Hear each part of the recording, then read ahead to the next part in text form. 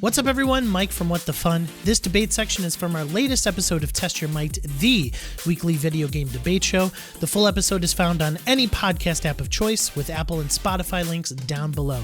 Thanks for watching. Enjoy. And so now Sharif is up 2-1, and we are going into the blind fight. This is it. If Sharif wins this bout, he wins this round, he wins the debate. But Mike, you get the choice of going first or going second. It's actually good that you get to this choice in the blind fight.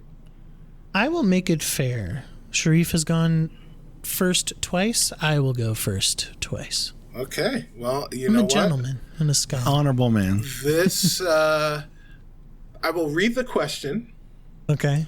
And then can I switch if I want to? In fact, I will allow you to do so. I will read the question, and then I will give you the chance to choose if you want to go first. The coin again? Right. If you want to go first or go second. What now defunct video game console manufacturer would you like to see return, and why? Now I will ask you again, Mike. Would you like to go first with that question? Or would you like to go second? I'll still go first. Okay. Mm-hmm. Do you need some time? Do you need me to vamp? Do you need for me to tell people that at the end of this video, make sure that you like and subscribe and comment after you see this debate? Well, I'm glad you've taken the time, Mike. Thank you very much. Welcome back, everyone. And Mike, what is your choice? What now defunct video game console manufacturer would you like to see return, and why? So they are not defunct in software, but they are in console making. I gotta go with Sega. I think that Sega created some amazing memories. I was a Genesis kid. My babysitter downstairs owned the Super Nintendo, so I would play my Nintendo stuff there. But in my house, we had a Sega Genesis. Sega Genesis, Sonic 2. Sonic the Hedgehog 2 was my first game I ever purchased with my own money. And I think what makes Sega, having a comeback is just the edginess. Like, I mean, the console wars was so cool back in the day. Is like, we do what Nintendo don't, and like that sort of stuff is missing now. I think that Xbox is certainly, I think they're the more edgier in a way. I think PlayStation is more bigoted because they're just in the lead, right?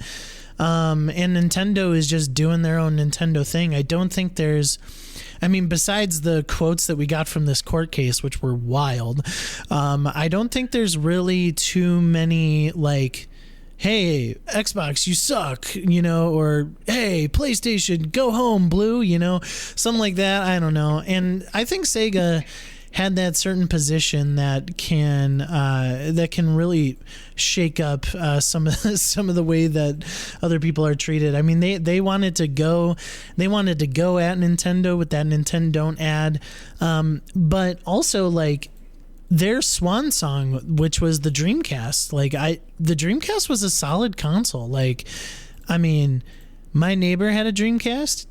They also had every game for the Dreamcast because that was not secured at all. Like, which was great though, because Dreamcast was one of the best. Dreamcast had the best place to play like games like Crazy Taxi, Marvel vs. Capcom 2. Like, yeah, that controller was awful, but so was the Nintendo 64s. Like, Sega, let's get back. All right. Well, Mike goes with Sega. Sharif, what defunct video game console manufacturer, would you like to see return, and why? Not Sega. Yeah, I know. I'm going to go SNK, manufacturers of the Neo Geo system. So if you're a younger listener or not familiar, so Neo Geo was sort of Definitely marketed as a premium console. This came out back when arcades sort of dominated in the graphics and sound and presentation kind of department. They had more memory, they had custom chips and all that. And like Neo Geo literally took a arcade board and put it in a home console. So nonetheless, it was very expensive. I believe it was about $600 or $700. And the games were around $100, right. But the games were literally arcade games. They weren't ports. In the early 90s. Yeah, exactly. In the early 90s. So like this is around the 16-bit era.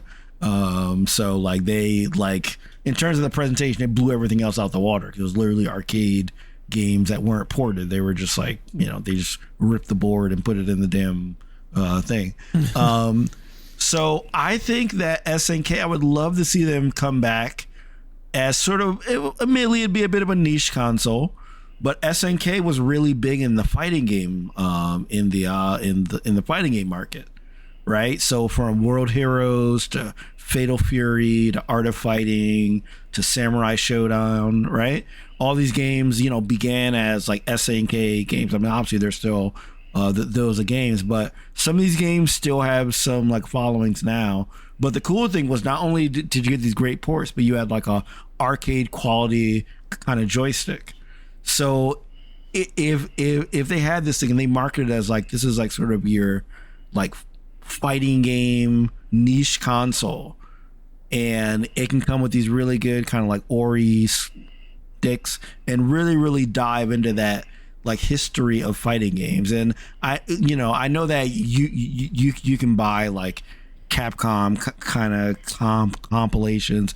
SNK actually has some compilations out now, but I think it would be great to have a piece of like a hardware that has these arcade quality sticks, so that either you could relive that if you've been a part of it, or if you were born after the arcade stuff, you can kind of get that like experience, on this console. So I think SNK, bring back Neo Geo as sort of a niche thing.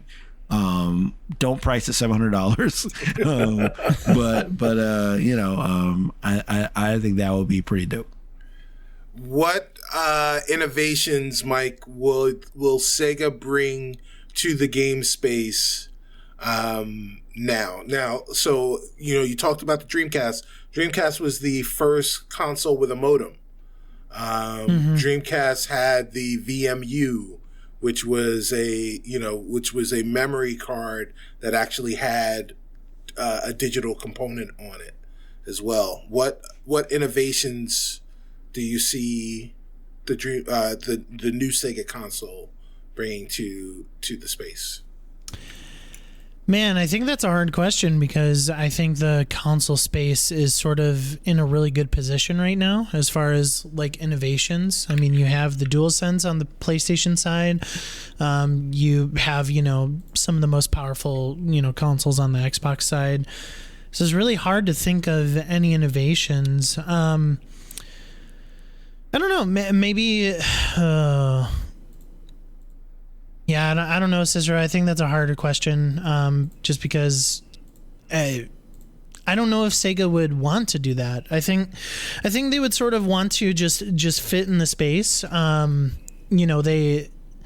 They had the one thing that they did have on Nintendo when this Genesis came out was just better graphics, and so maybe they do have a system that showcases some of the better graphics, but I think more so it is just the lineup of what Sega has. Like maybe it is a machine that just runs on a service as well. Like like somewhat like Game Pass, where this is an actual system that you can download your games, but there's a Sega like sort of subscription service that comes with it, where you can download the Yakuza games, you could download some Sonic games.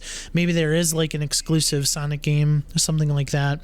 And I think like Sharif's downfall with our the Neo Geo system, what is just more so the simple fact that like arcade games are pretty compiled on a lot of the systems nowadays, and like maybe, and maybe you don't have, the actual arcade stick or the buttons to go with it, and that's, you still have a controller at least, so you can play these. In fact, Game Pass just announced that Arcade Paradise, a game that came out last year, I believe, that has a lot of these older arcade games came to Game Pass. So I mean, you have those options there. I think that, I guess yes, Cicero, that would be my innovation. That it is a very powerful Sega console, but they come with sort of a subscription service that you're able to party to have with your console and pair it. Yeah.